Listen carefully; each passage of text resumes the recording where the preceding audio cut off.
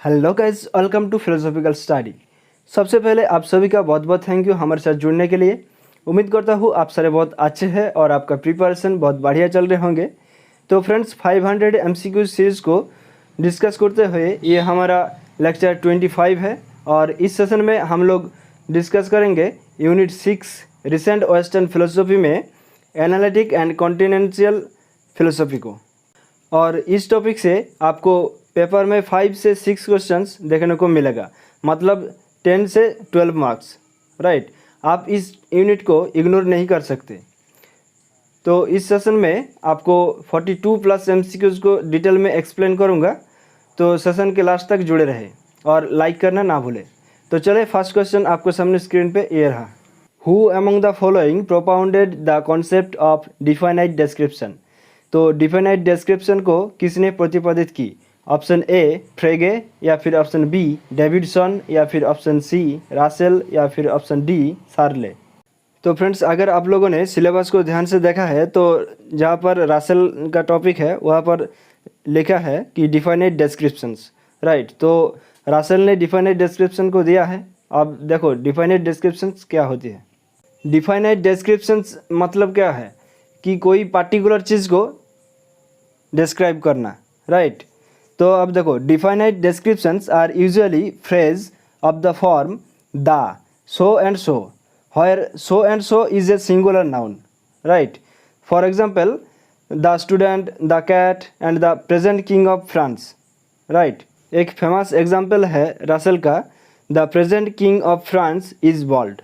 France के वर्तमान राजा का माथे पर बाल नहीं है, राइट। अब नेक्स्ट क्वेश्चन देखो। Who among the following upheld the holistic approach to meaning. तो निम्नलिखित में से किसने अर्थ का समग्र दृष्टिकोण का समर्थन किया? ऑप्शन ए फ्रेगे, या फिर ऑप्शन बी रासेल, या फिर ऑप्शन सी क्वाइन, या फिर option D Austin. Holistic approach to meaning ये समर्थन किया है ऑप्शन सी क्वाइन ने। अब देखो होलिस्टिक अप्रोच क्या होती है। The theory that the parts of any whole can not exist and can not be understood except in their relation to the whole, right. और holistic theory has been applied to ecology and language and mental states. For example, healthcare that focuses on the health of the entire body and mind, right? Not just parts of the bodies, right? अब next question देखो। Who among the following said philosophy aims at the logical clarification of thoughts? निम्नलिखित में से किसने कहा कि दर्शन का उद्देश्य विचारों का तार्किक स्पष्टीकरण करना है? ऑप्शन ए रासेल, या फिर ऑप्शन बी फ्रेगे, या फिर ऑप्शन सी विटगेनस्टाइन, या फिर ऑप्शन डी क्वाइन। तो फ्रेंड्स, ये एक स्टैटिक क्वेश्चन है, ठीक है। ये आप लोगों को एज इट इज़ याद रखना होगा। तो इस क्वेश्चन का जो सही आंसर है वो है ऑप्शन सी विटगेनस्टाइन। ये विटगेनस्टाइन का एक फेमस कोटेशन है। आप देखो यहाँ पर, philosophy aims at the logical clarification of thoughts. Philosophy is not a body of doctrine but an activity. A philosophical work consists essentially of elucidations, right? अब नेक्स्ट क्वेश्चन देखो। For differentiating sense from reference, Frege used which of the following examples? Sense को reference से अलग करने के लिए Frege ने कौन सा एग्जाम्पल को यूज किया है? Option A fly in the bottle, या फिर option B morning star and evening star, या फिर option C man in the machine, या फिर option D body and soul. तो फ्रेंड्स, फ्रेगे ने morning star and evening star का जो एग्जांपल है उसको यूज़ करके सेंस को रेफरेंस से अलग किया है, राइट। आप देखो यहाँ पर, on his primary examples involves the expressions the morning star and the evening star, right. Both of these expressions refer to the planet Venus, yet they obviously denote Venus in the virtue of different properties that it has. Thus, Frege claims that these two expressions have the same reference but different senses. Right? ये जो morning star है और जो evening star है वो दोनों ही एक ही planet Venus को रेफर करता है, राइट, लेकिन सेंस अलग अलग है, राइट। अब नेक्स्ट क्वेश्चन देखो। Which of the following according to early Wittgenstein is the theory of meaning? Early Wittgenstein के अनुसार निम्नलिखित में से कौन ऑर्थो का सिद्धांत है? Option A use theory of meaning, या फिर option B language games theory, या फिर option C picture theory of meaning, या फिर option D linguistic theory of meaning. तो फ्रेंड्स, आर्ली विट्गेनस्टाइन बोला जाता है कि जो ट्रैक्टेटस लॉजिको फिलोसोफिकस ग्रंथ था, ठीक है, उसको, और लेटर विट्गेनस्टाइन बोला जाता है फिलोसॉफिकल इन्वेस्टिगेशंस को, राइट। और ट्रैक्टेटस लॉजिको फिलोसोफिकस में ये पिक्चर थ्योरी ऑफ मीनिंग को डिस्क्राइब किया है, राइट। तो यहाँ पर देखो आर्ली विट्गेनस्टाइन, तो ये पिक्चर थ्योरी ऑफ मीनिंग ये राइट आंसर हो जाएगा। और अगर लेटर विट्गेनस्टाइन यहाँ पर पूछा होता तो ये यूज थ्योरी ऑफ मीनिंग हो जाता, राइट। अब नेक्स्ट क्वेश्चन देखो, Wittgenstein's picture theory is a theory of, तो विट्गेनस्टाइन का चित्र सिद्धांत किसका सिद्धांत है? ऑप्शन ए इमेज, या फिर ऑप्शन बी इंट्यूशन, या फिर ऑप्शन सी फैक्ट, या फिर ऑप्शन डी मीनिंग। तो फ्रेंड्स, हम लोगों ने अभी अभी पिछले क्वेश्चन में ही किया है कि जो ट्रैक्टेटस लॉजिको फिलोसोफिकस है वहाँ पर विट्गेनस्टाइन ने पिक्चर थ्योरी ऑफ मीनिंग को डिस्क्राइब किया है, राइट। तो यहाँ पर क्या हो जाएगा? यहाँ पर मीनिंग हो जाएगा picture theory of is a theory of meaning. और विट्गेनस्टाइन ने कहा है कि a proposition is a picture of reality, right. अब नेक्स्ट क्वेश्चन देखो, according to early Wittgenstein components of a state of affairs are, तो आर्ली विट्गेनस्टाइन के अनुसार वस्तु की स्थिति के घटक है ऑप्शन ए फैक्ट्स, या फिर ऑप्शन बी ऑब्जेक्ट्स, या फिर ऑप्शन सी साइंस, या फिर ऑप्शन डी नेम्स। तो फ्रेंड्स, विट्गेनस्टाइन ने ट्रैक्टेटस लॉजिको फिलोसोफिकस ग्रंथों में 2.01 में बोला है कि a state of affairs is a combination of objects, right. तो यहाँ पर ऑप्शन बी हमारा सही आंसर हो जाएगा। अब नेक्स्ट क्वेश्चन देखो, Russell holds that universals are, तो रासेल का मानना है कि सार्वभौमिक है ऑप्शन ए रियल एंटिटीज़, या फिर ऑप्शन बी अनरियल एंटिटीज़, या फिर ऑप्शन सी फिजिकल एंटिटीज़, या फिर ऑप्शन डी अपीयरेंस। तो फ्रेंड्स, इस क्वेश्चन का जो सही आंसर है वो है option a real entities, right. तो रासेल का अकॉर्डिंग यूनिवर्सल है रियल एंटिटीज़, राइट। अब नेक्स्ट क्वेश्चन देखो, the thesis of indeterminacy of translation was upheld by option A Russell, या फिर ऑप्शन बी शार्ले, या फिर ऑप्शन सी डामेट, या फिर option D Quine. The thesis of indeterminacy of translation was upheld by option D Quine. आप देखो यहाँ पर, the indeterminacy of translation is a thesis propounded by 20th century American analytic philosopher W.V. Quine. और ये जो thesis है the indeterminacy of translation, ये 1960 में, ठीक है, वर्ड एंड ऑब्जेक्ट के नाम पर एक बुक पब्लिश हुआ था W.V. क्वाइन के, तो वहाँ पर ये थीसिस लिखा गया था, राइट। अब नेक्स्ट क्वेश्चन देखो, the view that language has multiple functions to perform is related to, ये विचार की भाषा के प्रदर्शन करने के लिए कोई कार्य है किसके साथ संबंधित है? Option A picture theory of meaning, या फिर option B use theory of meaning, या फिर option C picture theory of meaning and use theory of meaning both, या फिर neither picture theory of meaning nor use theory of meaning. तो friends, यहाँ पर language की बात हो रही है, right. Language has multiple functions to perform, ये कहाँ पर किसके साथ संबंधित है? ये यूज थ्योरी ऑफ मीनिंग के साथ संबंधित है, राइट। ये यूज थ्योरी ऑफ मीनिंग ये लेटर विट्गेनस्टाइन के द्वारा जो प्रकाशित किया गया था, जो फिलोसॉफिकल इन्वेस्टिगेशन ग्रंथ, वहाँ पर ये लिखा गया है, राइट।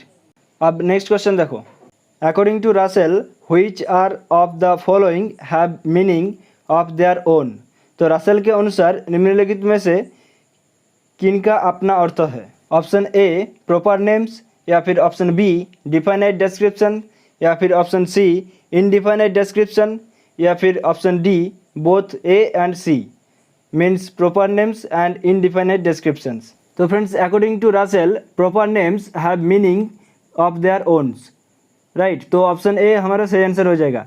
आप देखो यहाँ पर, Bertrand Russell was the first to propose a descriptive theory of names which held that A proper name refers not to a referent but to a set of true propositions that uniquely describes a referent. Right? For example, Aristotle. Aristotle refers to the teacher of Alexander the Great. और proper names का एक अपना meaning होता है. Right? तो इस वजह से इस क्वेश्चन का जो सही आंसर है वो है ऑप्शन ए, proper names. अब नेक्स्ट क्वेश्चन देखो. Russell said that his doctrine of logical atomism is derived from the writings of. तो रसेल का जो लॉजिकल एटोमिज्म जो डॉक्ट्रिन है वो किसका राइटिंग से डिराइव किया है? ऑप्शन ए सिलिक, या फिर ऑप्शन बी कार्नेप, या फिर ऑप्शन सी फ्रेगे, या फिर ऑप्शन डी विटगेनस्टाइन. तो फ्रेंड्स ये भी एक स्टैटिक क्वेश्चन है, ठीक है, आप लोगों को एज इट इज़ याद रखना होगा. तो Russell said that his doctrine of logical atomism is derived from the writings of option D Wittgenstein. Right? अब नेक्स्ट क्वेश्चन देखो. According to Ryle a category mistake is committed when.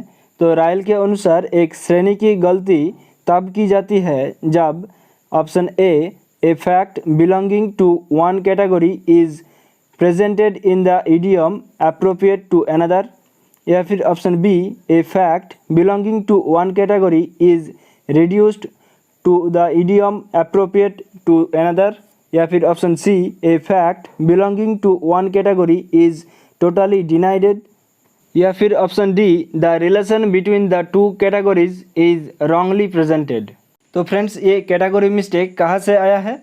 ये जो Descartes का जो डॉक्ट्रिन है ना mind का, ठीक है, उसका एक क्रिटिसिज्म है कैटेगरी मिस्टेक जो कि गिलबर्ट रायल ने किया है.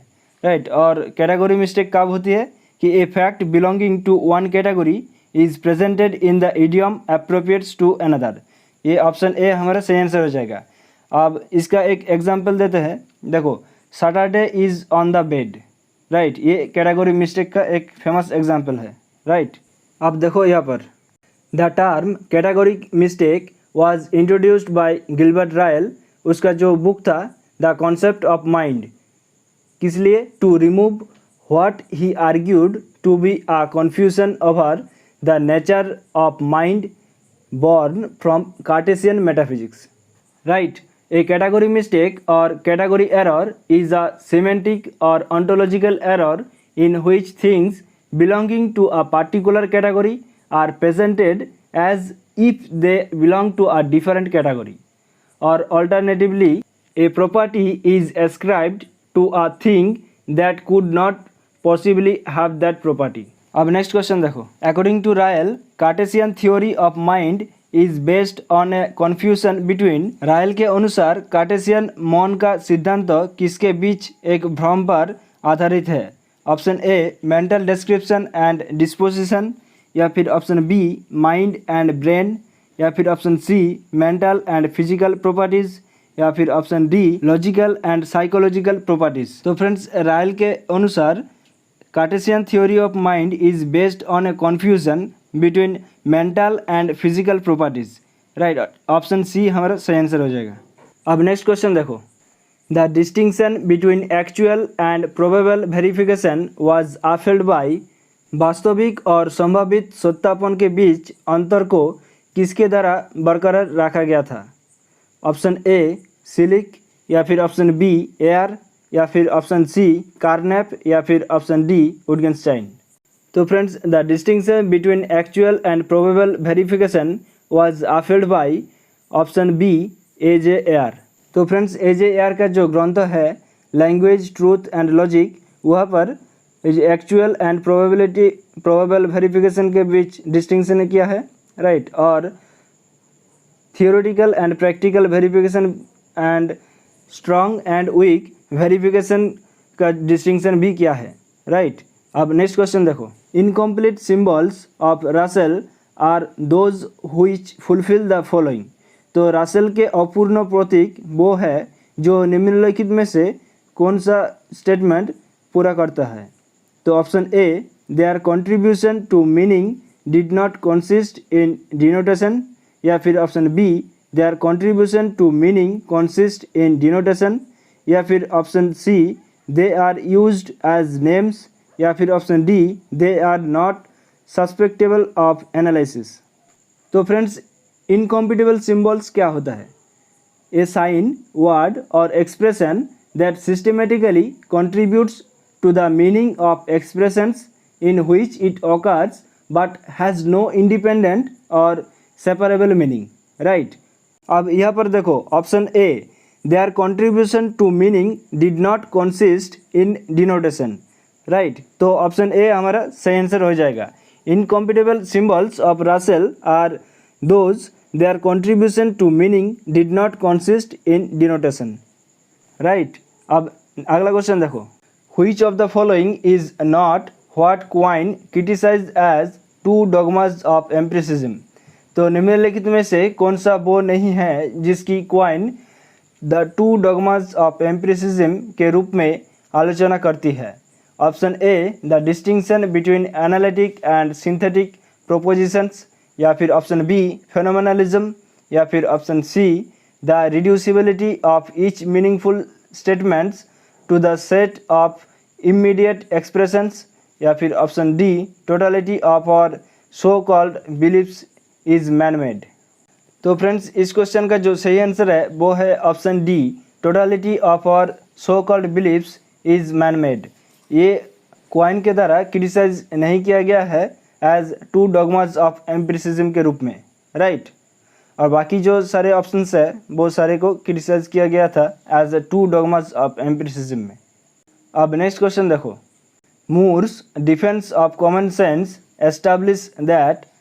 तो मूर की जो डिफेंस ऑफ कॉमन सेंस है वो स्थापित करता है कि option A common sense proposition is ethical, या फिर option B, a common sense proposition is metaphysical, या फिर option C, a common sense proposition is epistemological, या फिर option D, a common sense proposition is believable. तो friends, Moore's का जो defence of common sense है वो एस्टैब्लिश करता है कि a common sense proposition is believable, right? कि एक सामान्य ज्ञान प्रस्ताव विश्वसनीय है। तो ऑप्शन डी हमारा सही आंसर हो जाएगा। अब नेक्स्ट क्वेश्चन देखो, according to Russell's logical atomism a fact is that which is. तो रासेल के जो तार्किक परमाणुवाद के अनुसार एक तथ्य वो है जो ऑप्शन ए एदर ट्रू और फॉल्स, या फिर option B neither true nor false, या फिर option C both true and false, या फिर ऑप्शन डी ट्रू। तो फ्रेंड्स, इस क्वेश्चन का जो सही आंसर है वो है ऑप्शन ए एदर ट्रू और फॉल्स। तो according to Russell's logical atomism a fact is that which is either true और फॉल्स। आप देखो यहाँ पर, truth and falsehood according to Russell are determined by the relationship between a belief or proposition and some aspect of the external world or outside reality, that is a fact, right? Or internal coherence is not a sufficient condition for truth. An internally coherent belief system can still be false. अब next question देखो, which book of Wittgenstein maintains that there is a one-to-one relationship between language and reality? तो विट्गेनस्टाइन की किस पुस्तक में कहा गया है कि भाषा और वास्तविकता के बीच एक से एक संबंध है? ऑप्शन ए ट्रैक्टेटस, या फिर ऑप्शन बी ऑन सर्टेनिटी, या फिर ऑप्शन सी फिलोसॉफिकल इन्वेस्टिगेशंस, या फिर option D culture and value. तो friends, there is a one to one relationship between language and the representation of reality. ये ट्रैक्टेटस लॉजिको फिलोसॉफिकस ग्रंथों में मेंशन किया गया है, राइट? तो ऑप्शन ए हमारा सही आंसर हो जाएगा। अब देखो, विट्गेनस्टाइन एक फेमस कोटेशन दिया था कि the limits of my language means the limits of my words, right? ये भी आप लोगों को याद रखना होगा। अब नेक्स्ट क्वेश्चन देखो, which of the following concepts does not belong to Wittgenstein's picture theory of meaning? तो निम्नलिखित में से कौन सी अवधारण विट्गेनस्टाइन के पिक्चर थ्योरी ऑफ मीनिंग सिद्धांत से संबंधित नहीं है? ऑप्शन ए linguistic form, option B logical form, या फिर ऑप्शन सी रिप्रेजेंटेशनल फॉर्म, या फिर ऑप्शन डी पिक्टोरियल फॉर्म। तो फ्रेंड्स इस क्वेश्चन का जो सही आंसर है वो है ऑप्शन ए लिंग्विस्टिक फॉर्म। ये पिक्चर थ्योरी ऑफ मीनिंग से संबंधित नहीं है, राइट।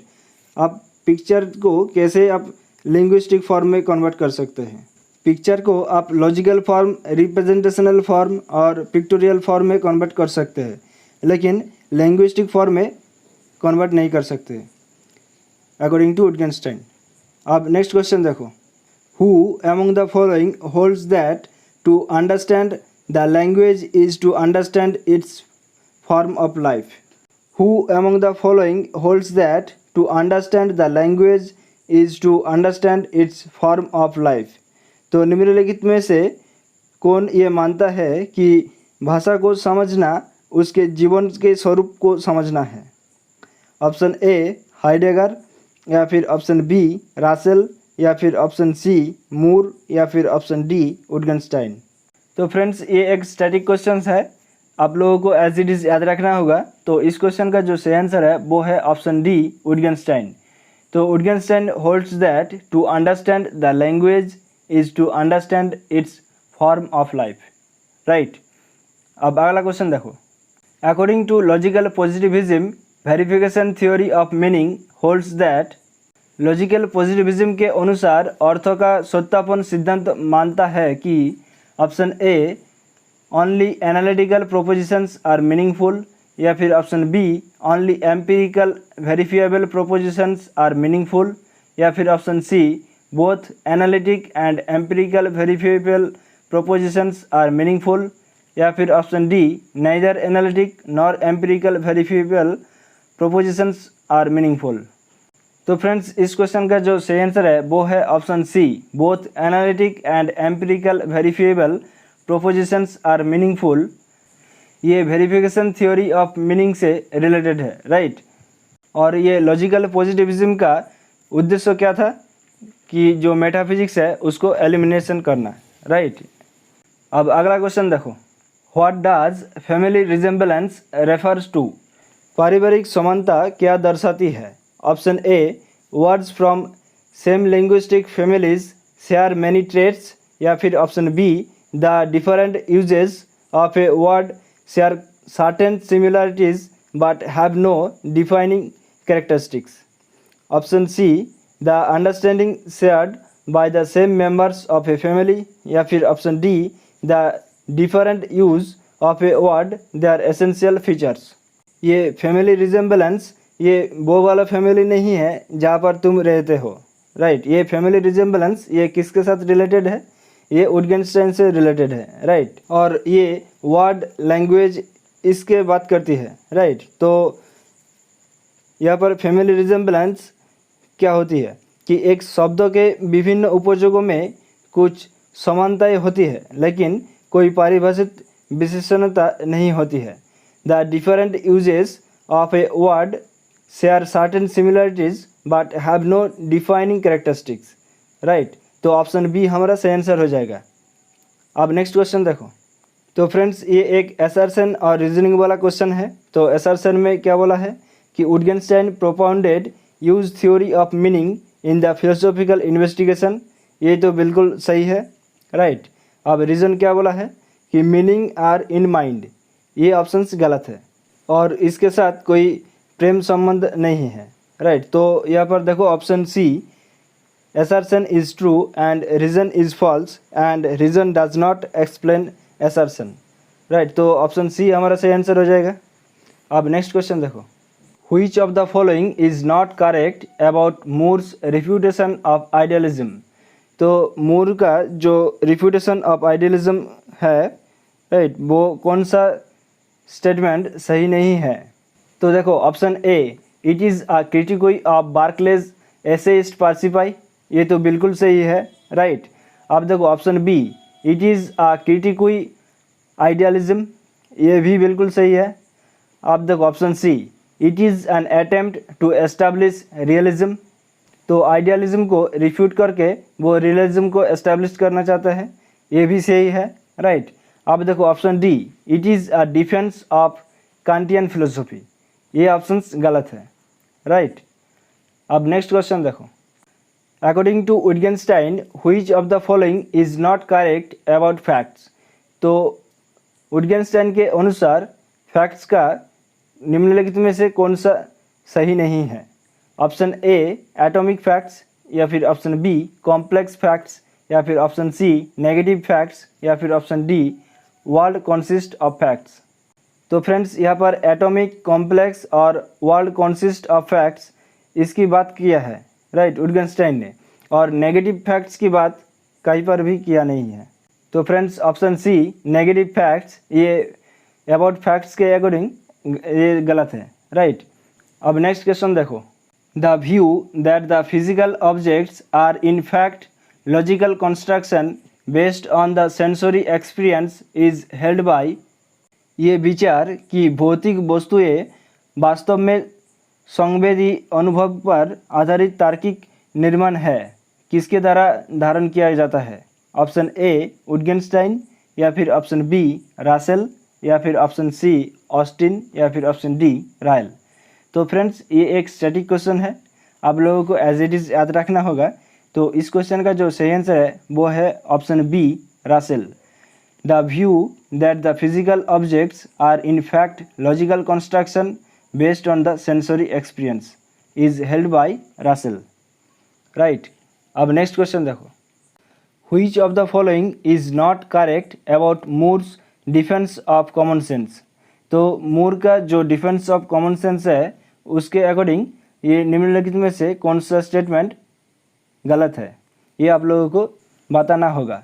तो देखो option A common sense is nonsense, या फिर option B I know that this is my left hand and I know this is my right hand. Option C earth has exist many years before my birth, या फिर option D it's a defence of realism against the sceptics. तो friends यहाँ पर देखो B, सी और D ये तीनों options ये तो कॉमन सेंस है, राइट, और कॉमन सेंस को मूर ने डिफेंस किया है। और ऑप्शन ए ये जो कॉमन सेंस इज नॉनसेंस, इसको मूर्स का जो डिफेंस ऑफ कॉमन सेंस है उसके अकॉर्डिंग ये स्टेटमेंट सही नहीं है।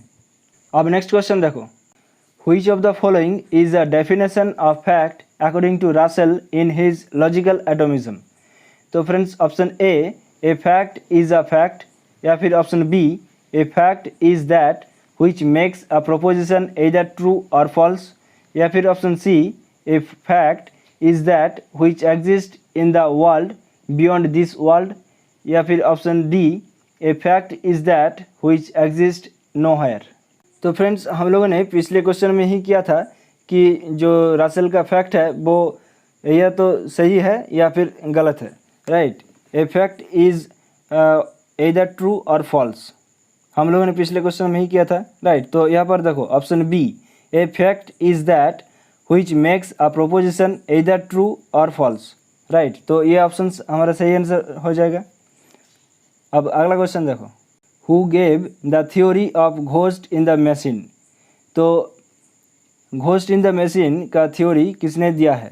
ऑप्शन ए हुर्सल, या फिर ऑप्शन बी हाइडेगर, या फिर ऑप्शन सी रायल, या फिर ऑप्शन डी विटगेनस्टाइन। तो फ्रेंड्स ये एक सिंपल क्वेश्चन है, ठीक है।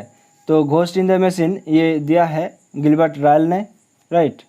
तो फ्रेंड्स यहाँ पर जो घोस्ट है वो क्या है, वो एक आत्मा है, राइट, मीन्स माइंड है। और जो मशीन है वो क्या है, वो बॉडी है, हमारा शरीर है। तो हमारा शरीर में जो मन या फिर आत्मा एग्जिस्ट करता है, इसको ही बोला है कि जो the theory ghost in the machine, right. अब नेक्स्ट क्वेश्चन देखो, according to Wittgenstein's Tractatus the world thought and proposition share the same. तो विटगेनस्टाइन के ट्रैक्टेटस के अनुसार वर्ल्ड थॉट एंड प्रोपोजिशंस ये समान है। ऑप्शन ए लॉजिकल फॉर्म, या फिर ऑप्शन बी डायलेक्टिकल फॉर्म, या फिर ऑप्शन सी स्पिरिचुअल फॉर्म, या फिर ऑप्शन डी एम्पिरिकल फॉर्म। तो फ्रेंड्स विटगेनस्टाइन ने ट्रैक्टेटस पे जो वर्ल्ड थॉट और प्रोपोजिशंस की बात किया है, राइट, वो सारे लॉजिकल फॉर्म के बेस ही बात किया है, राइट। तो ऑप्शन ए लॉजिकल फॉर्म ये हमारा सही आंसर हो जाएगा, राइट। अब नेक्स्ट क्वेश्चन देखो, अब logical positivist eliminate metaphysics because metaphysical statements are. तो फ्रेंड्स, लॉजिकल पॉजिटिविज्म का जो मेन मोटिव था वो क्या था कि किसी भी तरह से मेटाफिजिक्स को एलिमिनेट करना है, राइट। तो वो क्यों करते हैं कि मेटाफिजिकल स्टेटमेंट्स वो क्या होता है, वो नॉन सेंसियल होता है, राइट। तो ऑप्शन बी हमारा सही आंसर हो जाएगा। अब नेक्स्ट क्वेश्चन देखो। रासेल आफेल्ड द, रासेल ने बरकरार रखा option A ordinary language approach, या फिर option B logical language approach, या फिर option C ideal language approach, या फिर option D pragmatic language approach. तो फ्रेंड्स, इस क्वेश्चन का जो सही आंसर है वो है option C ideal language approach. तो देखो, Russell and Wittgenstein emphasised creating an ideal language for philosophical analysis which would be free from the ambiguity of ordinary language, right. अब नेक्स्ट क्वेश्चन देखो। For Ryle knowing how to do things, Ryle के लिए ये जानना कि चीज़ों को कैसे करना है। तो option A is dependent on mental theorising, या फिर option B is independent of mental theorising, या फिर option C neither independent not dependent on mental theorising, या फिर option D both independent and dependent on mental theorising. तो friends, for Ryle knowing how to do things is independent of mental theorising. तो option B हमारा सही answer है, right. अब next question देखो।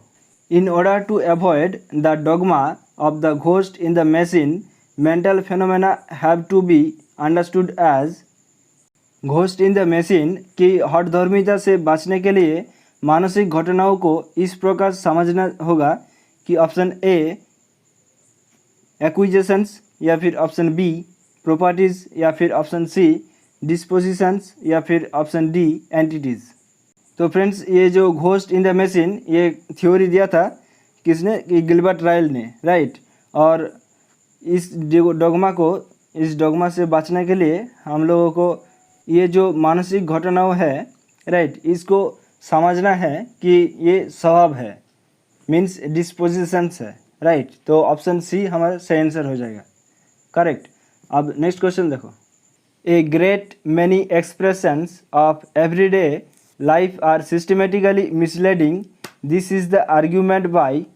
दैनिक जीवन की बहुत सी अभिव्यक्तियाँ व्यवस्थित रूप से भ्रामक है, ये तर्क है ऑप्शन ए विटगेनस्टाइन का, या फिर ऑप्शन बी एयर का, या फिर ऑप्शन सी रायल का, या फिर ऑप्शन डी मूर का।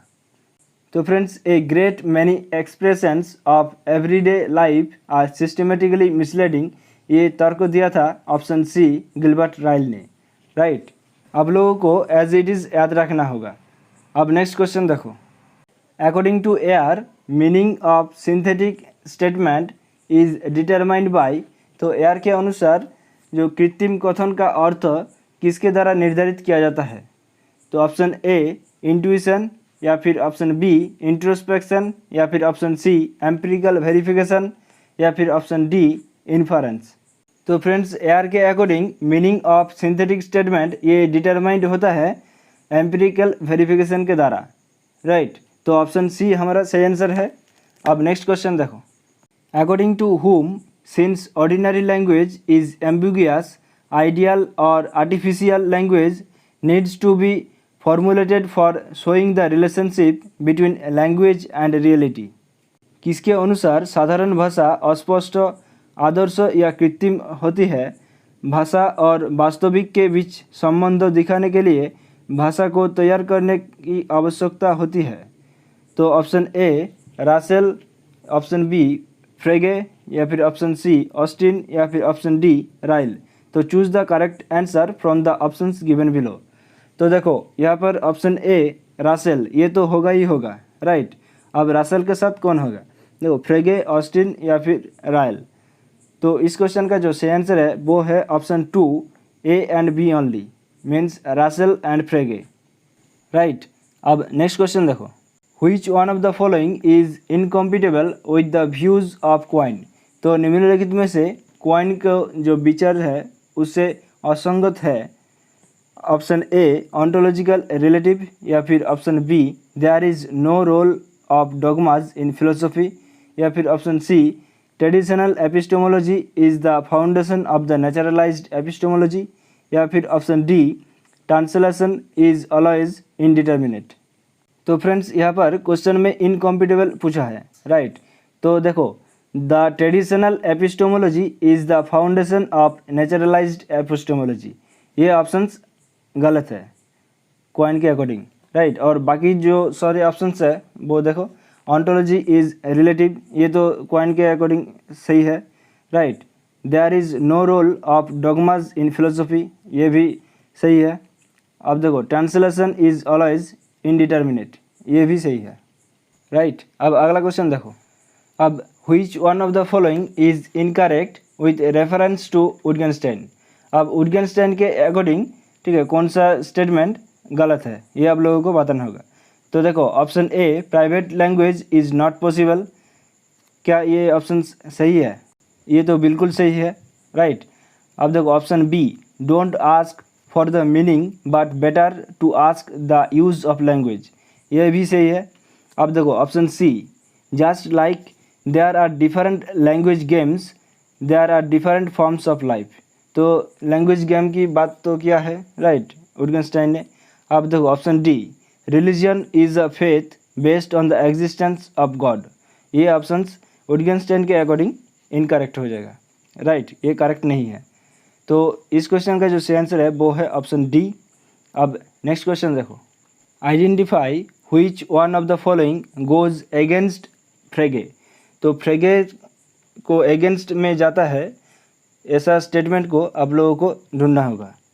तो option A the term sense means modes of presentation, क्या ये फ्रेगे के अगेंस्ट है? नहीं, ये ऑप्शन तो सही है, राइट। अब देखो option B thought is neither physical nor mental it is something else, ये भी फ्रेगे के अकॉर्डिंग है, राइट। अब देखो option C Frege's semantics is based on concept notions, ये भी सही है। अब देखो option D thought is at par with idea, ये ऑप्शंस गलत है। विचार आइडिया के बराबर है, ये ऑप्शंस गलत है, राइट, ये अगेंस्ट है, फ्रेगे के अगेंस्ट। तो इस वजह से ऑप्शन डी हमारा सही आंसर हो जाएगा। आज इस सेशन का लास्ट क्वेश्चन है which one of the following involves category mistake according to Gilbert Ryle. तो निम्नलिखित में से गिलबर्ट राइल के अनुसार कौन सा कैटेगरी मिस्टेक्स में इन्वॉल्व होता है? तो option A the cat is on the chair, या फिर option B the child of a barren women, या फिर option C the university of Delhi contents various departments, या फिर option D Saturday is on the bed. तो friends हम लोगों ने पहले ही इस क्वेश्चन को डिस्कस कर चुके हैं कि जो कैटेगरी मिस्टेक्स है वो गिलबर्ट राइल ने दिया था, और उसका एक फेमस एग्जाम्पल भी हम लोगों ने डिस्कस किया था कि Saturday is on the bed, right. तो ऑप्शन डी हमारा सही आंसर हो जाएगा। So this is all about analytic and continental philosophy. उम्मीद करता हूँ ये सेशन आप लोगों को ज़्यादा हेल्पफुल रहा होगा, बहुत कुछ सीखा होगा इस सेशन में, बहुत कुछ जाना होगा। अगर अच्छा लगे तो लाइक करिए और अपने दोस्तों के साथ ज़रूर शेयर करिए। मिलते हैं अगले सेशन में, तब तक के लिए हंसते रहे, मुस्कुराते रहे और चित्त को शांत रखकर अपने प्रिपरेशन को आगे लेकर चले। Thank you, bye bye, take care, ध्यान रखिएगा, जय हिंद।